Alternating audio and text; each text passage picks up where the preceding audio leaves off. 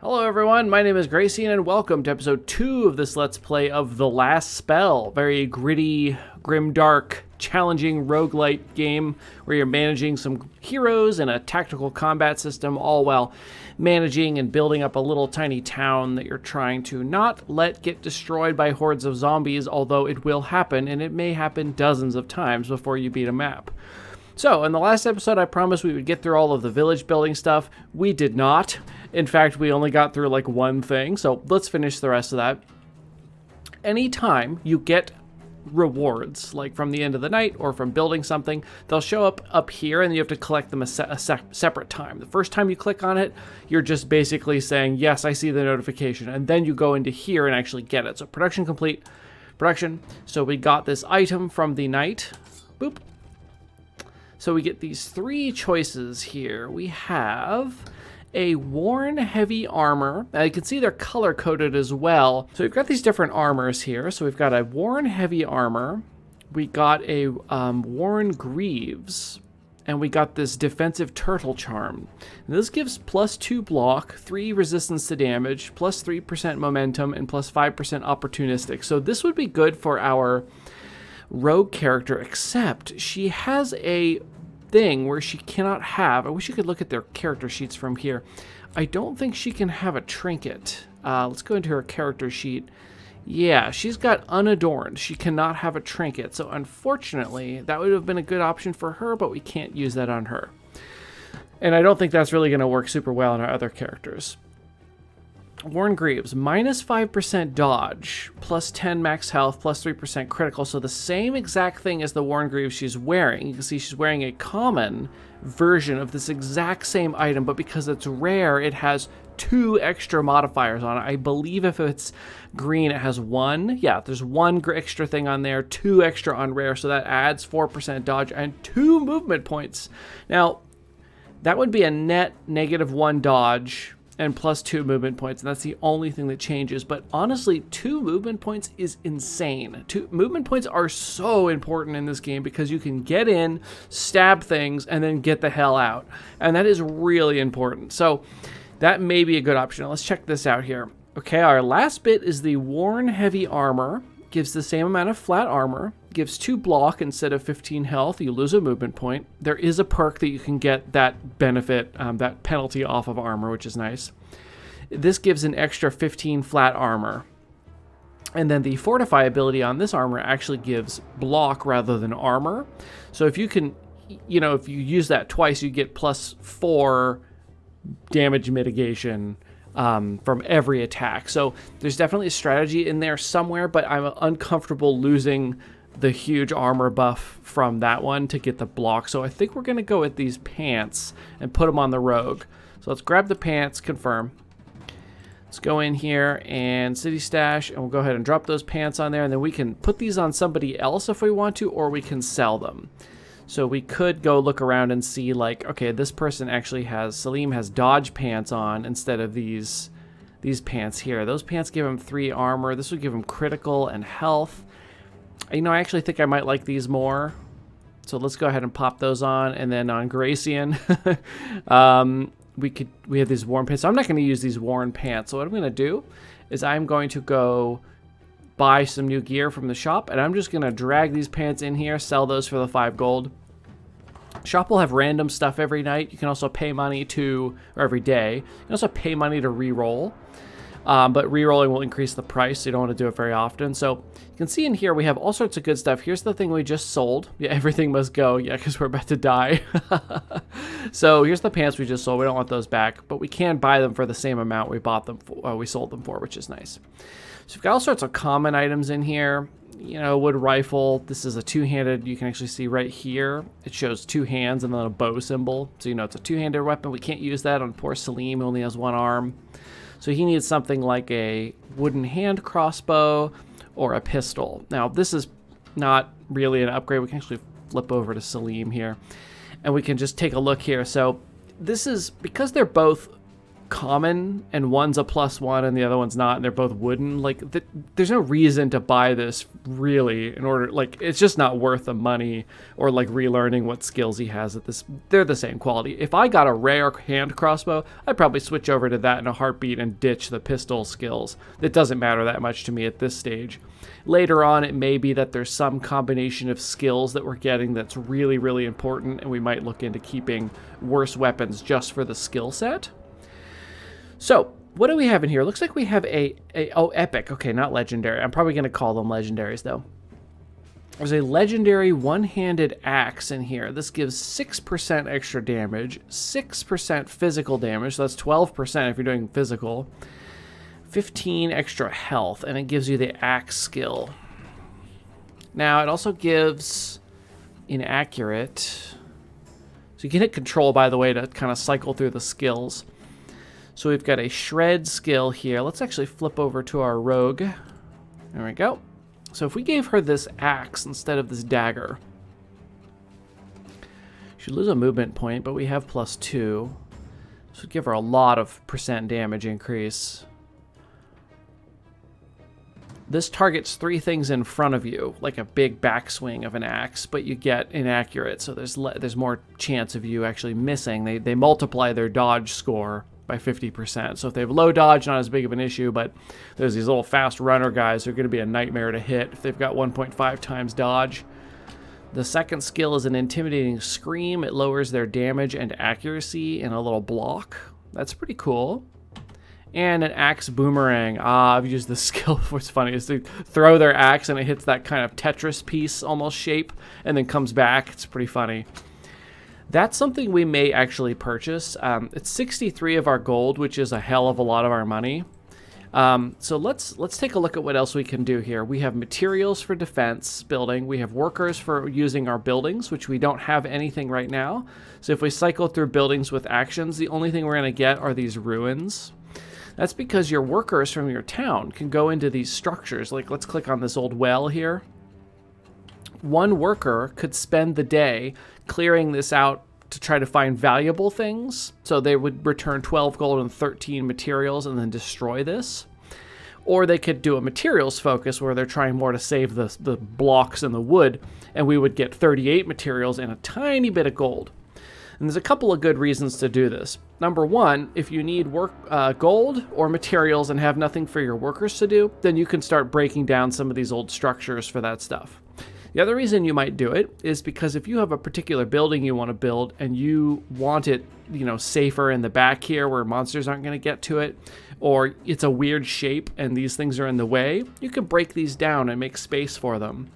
The downside to doing this is that your workers are better off spent doing almost anything else generally, because this is just so, 12 gold and 13 materials, it might help, but it's not a great use of your time. The other thing is these structures have health, and the enemies will sometimes attack these instead of moving forward. Like, they'll stay and destroy these. So they can actually serve as kind of like extra health for your base in a way. So destroying them means you're actually getting rid of, cover, blocking the ways that they can get into your base. And then there's, units can get, there's a perk you can get that gives you extra armor when your back is up against a wall of some kind, like a building or a structure or a defense. So destroying these means there's fewer things for your own characters to hide behind. So it's something you got to think about. So what do we do with our workers other than that? So we could go into build structures, and I have a lot of stuff upgraded and unlocked that you won't have at the start. You'll probably only have a handful of these things at first. And I'm not going to probably go through every single one of these right now. What I'll do is I'll just talk about the ones I'm going to buy. So the first thing I'm going to look at is a gold mine.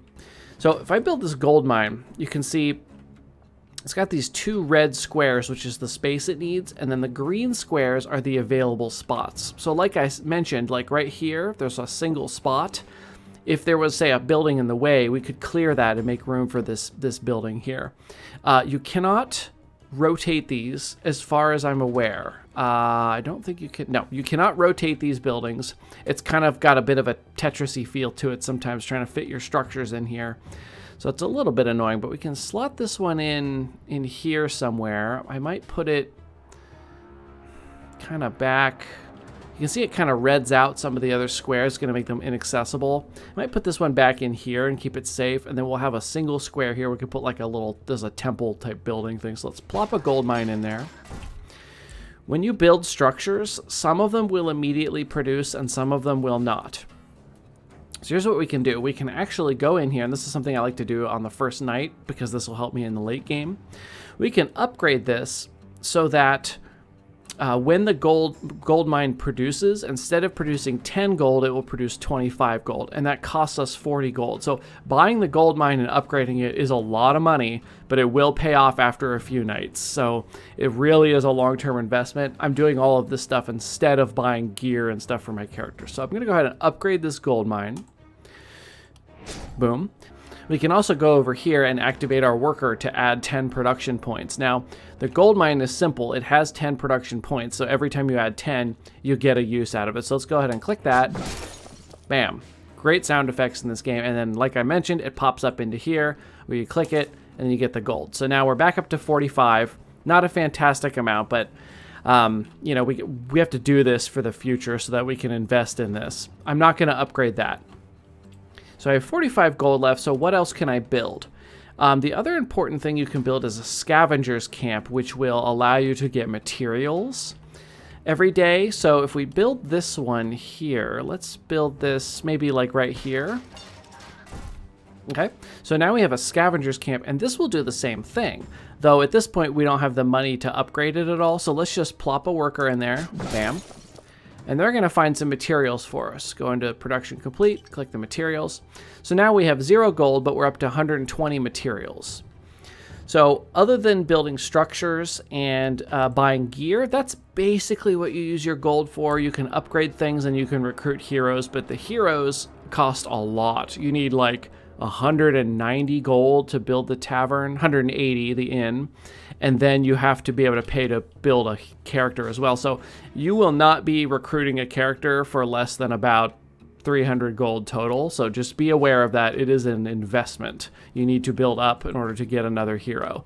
But I wouldn't wait longer than, if you can, probably 3 or 4 nights to start getting a hero, because they're going to need to start leveling up as well. And you won't know what gear until you hire somebody, what gear you should be hanging on to. So be aware of that. So let's go on into materials. Now, I have access to some stuff that you guys won't see. You'll probably have only this wooden stuff here, and that's it. The city comes with a little bit of wooden walls right off the bat. There's some stockades, some barrels. You can see the wooden walls, 55 health. Whereas these random things that are built, actually that's pretty good, 55, but these barrels, only 27.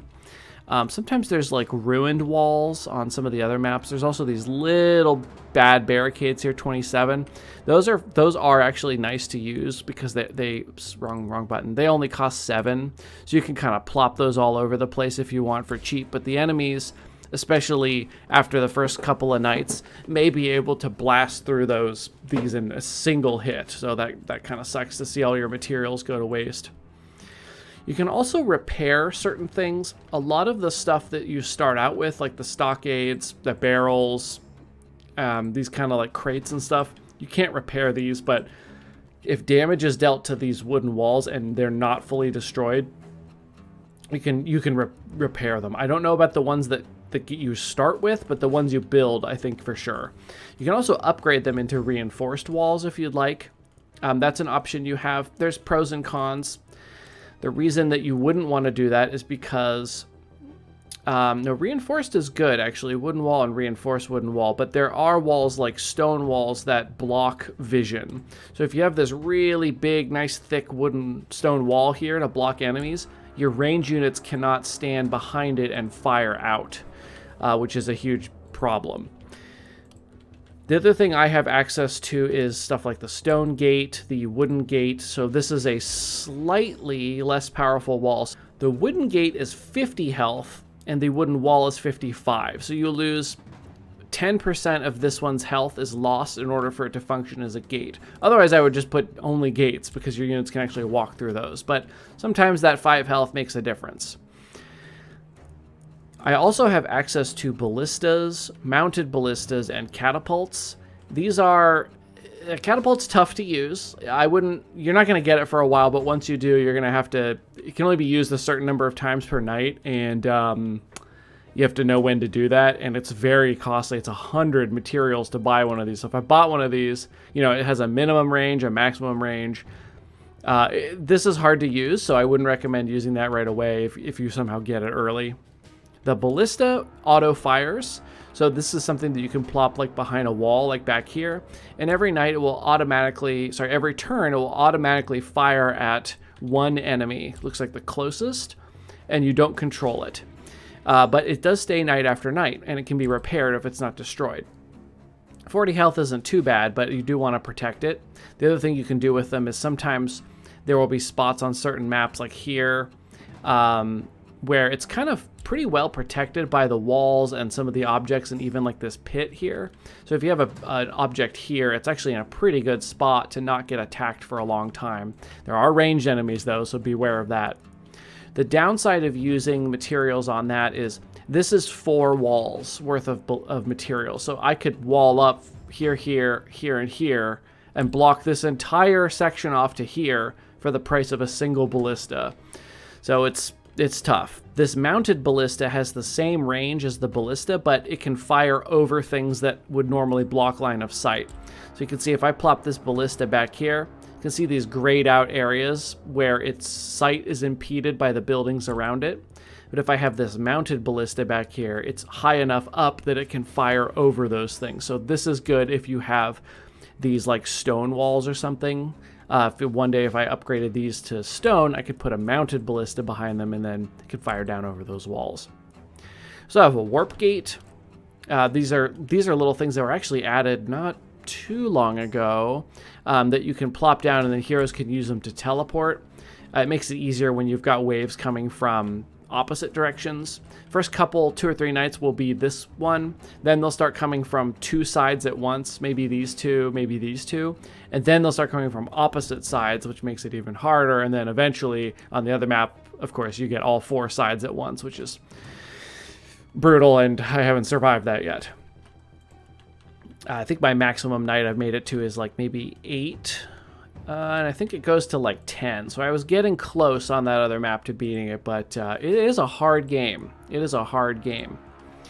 So with materials, I think with guys coming in this way, I could build a ballista, but the trouble is you don't know if tomorrow night they're going to come from only like over here, and then the ballista over here is completely pointless, 100% pointless.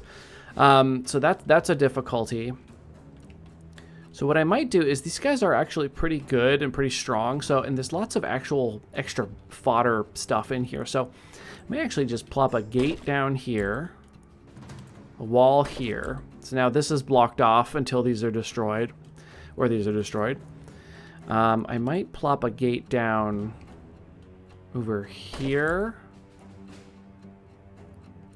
Put up a wall here. Oops, that's a gate. Oh well. And then I think I will put a ballista back here. This will help shoot things. I could put it here as well. I do like them in the corners, like over here, so that if enemies start spawning on 2 directions at once, the ballista could potentially hit them. This is a pretty good spot because I can put a wall here later on if I had any materials, which I don't right now. I wish I could actually click them, even though I can't, just to see the spots, but I think they can only be built here. But that'll block that ballista off. Okay. Oh, these little, these little guys here, the little barricades, they can be put outside of those green squares. The green, these big defenses can only be put in the town's like border. And then these little barricades, you can plop them out all over the place as long as you're not in the mist, I believe. And then the last thing we need to talk about is the meta progression upgrade system. So how is this a roguelite, right? So like once you lose, what makes your next run stronger? Well, I've been mentioning all this stuff I've unlocked, so let me put a spoiler warning here. If you would like to go into this game blind and not know what the upgrade system is like and like what you need to be working on and that kind of stuff, then don't watch the rest of this until I get to combat. But I'm going to go ahead and show you guys the oraculum. I've never said that word out loud, I guess. So here we go. So there are 2 meta progression upgrades. The purple side is the easiest one. Every night, we beat up a bunch of bad guys. They give us tainted essence, which drop from the zombies and the ghosts and whatever. And then we spend that here. The gold one is the little bit more complicated one. This one is more like achievement based. So there might be one that's like, get a hero to 70% dodge chance, and you unlock a set of stuff. I think that's how I got the rogue set, was getting a certain amount of dodge chance on a character. There was one that, or maybe it was dodge a certain number of attacks in a run or something. There might be one that's like, have 4 heroes out at once. There might be one that's like, have 3 gold mines out at once, stuff like that. So there's a bunch of achievements, some of which you will just get. You won't even realize you were working on it, and other ones you'll see and you'll be working on it for run after run after run because they're very difficult. So let's take a look at this one first. This is very straightforward. This is our Dark Essence Mommy Shaden here, who gives us our upgrades for Tainted Essence. So if we scroll on down to here. So these ones with the check marks. So from here down, I have unlocked from here all the way up to here with this essence. And these cost, you know, some of them costed 800, some of them cost 1,200, some of them cost 5,000, some of them cost 20,000. I have spent a lot of Tainted Essence in this game. You can see there's even all these things down here I haven't unlocked yet. There are a buttload. I am only 40% through upgrading with this character's progression tree. So you can see the things that I've unlocked are stuff like offhand weapons. Before I unlocked this, you couldn't get offhand daggers, axes, pistols, etc. Better hero traits. Heroes are generated with better traits. Items manufactured have a 5% higher chance to be uncommon. Here's a set of armor. Here's different kinds of magic scepters. Here's more kinds of light armor. Here's the ballista. Here's the inn. Here's generated with more mana. So there's all kinds of stuff. It's great. Your characters eventually just feel so much stronger as you unlock this stuff, like more action points. Your starting characters have, I think, 4 action points. So you will feel it when you die on night 3 because your characters can't do anything. And that's just how the game feels at first. Like, I don't want this to come across as like you feel weak at first. It's the opposite. You feel like you're having a lot of fun, but up against a hopeless enemy. And then you start getting these bonuses and you're like, wait, I think I can do this now that I have, you know, more mana, more rare gear, more magic scepters, more action points. And you will push forward further and further in the game. And it's a really great feeling. They did a great job. As long as you're okay with beating your head against the same mission over and over, then this is okay. This will be a great game for you. But do know that you can't strategize your way out of the missions without some upgrades. You just can't do it. So just be aware of that. This game requires meta progression to go further. I mean, I'm sure someone out there can prove me wrong. I'm sure there's a video where somebody's done some insane run in this game, but for the average player, 99% of us, you're going to need upgrades to move on, especially like action points. So if we go up here, we can go, like, it looks like I was working here on action point 3. Action heroes are generated with +1 action points. So that would set my characters to starting with 7 action points, which is fantastic. And all I have to do is click and hold, and it'll pump my Tainted Essence into this little bar here. So I need another 9,000 essentially to unlock this. So this might be a little bit, but that is an important one. I don't know if I was working on anything else. No. Ooh, traps. I can't wait to get that. So that is Shaden, or Shaden, I don't know how to say that. And then here is the other one. This is Light Mommy Freud. So she will give us blessings for our wonderful accomplishments. So here is what I was talking about with the achievements. So this is have a hero reach 50 in critical. So you can see this burning section of it is how far I have gotten out of the total. So I was close, but no cigar. This one is less of an achievement and more of a combined thing. So over the course of different runs, produce 100 different craftable items. So I'm getting pretty close on that one, 75 out of 100, which is pretty awesome. Here's the preset. You have a hero reach 80 in mana. I'm not super close to that, but I could try to focus on it at some run. Have a hero reach 200 in stunned enemies. I have gotten so close, like 3 times on this one. There's a one-handed hammer that has this AoE stun, and it's really, really cool to use it. It feels so good to stun like 8 enemies a turn, and they just don't get to do anything for a turn. But I was so close the last run. Here's Armor Maker craft items. Here's have a hero reach 50% bonus magic damage. You can see my current is 31.75, so I'm not too far away, but this is hard to get. It would be nice to get this one, and it's possible that gear would support this a bit, so we'll look out for that. Here's again for range damage, physical damage. Dealt 500 magic damage in a single hit, which I've gotten close to doing, but damn, is that going to be a tough one. So there's a bunch of things like that I've already unlocked. So here we go. More shields, the scavenger camp, the warp crystal, the gold mine, which is not a building you start with, the house, the gladiator set. So there's a bunch of stuff like that I've already unlocked. And again, there's a bunch down here I haven't even gotten to. So I'm only 55% of the way through this one. So I think I was 40 on the other one, 55 through this one. But this one's a little tougher because of these achievement-based progression points that you got to get to. But don't fret. There's a bunch of them that you will get. You can see I've got 29 of them unlocked out of 52. So that's pretty good. So that's how the meta progression works. These are available once you get them, like as soon as you get them. So like if I unlocked traps in the middle of a run, I could start using them. But the one I'm working on that gives heroes extra action points when generated, my current ones won't get that. I have to get newly generated heroes. It's the same with this one. Once I reach these sets will be unlocked, and I won't see them immediately, but the next night, I might go into my armor maker and find something from the Ronin set if I've unlocked this. But there are things like heroes are generated with a helm. Well, that's going to wait until the next time new heroes are created.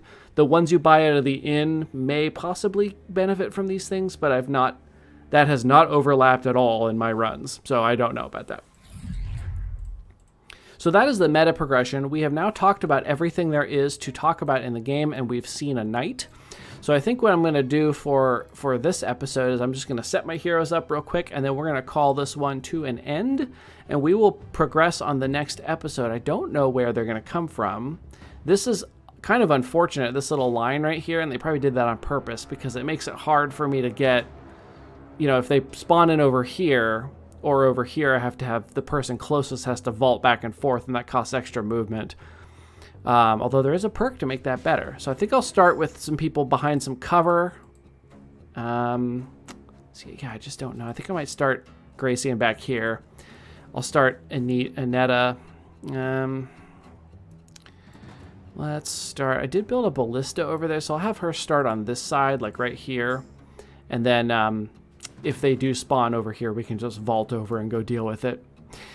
All right, everybody, we're going to call this episode to a close. I really should call this episode 00 Part 2 because it ended up not really feeling like an episode 2, so I apologize for that, but I was excited to share with you all of the different cool aspects about base building and the survival and the meta upgrades and stuff like that. So thank you, everybody, so much for watching. I hope you're enjoying this series. This is a fantastic game. If I have recommended to you games on this channel before, I can't recommend this one enough. This is probably, of all the games I've played on this channel, probably top 3 of games I would actually say go and get this game. It's so much fun. So thank you for watching. I hope you will consider liking and subscribing if you are enjoying my content, and I will see you in episode 3. Hopefully not another episode 0. See you then.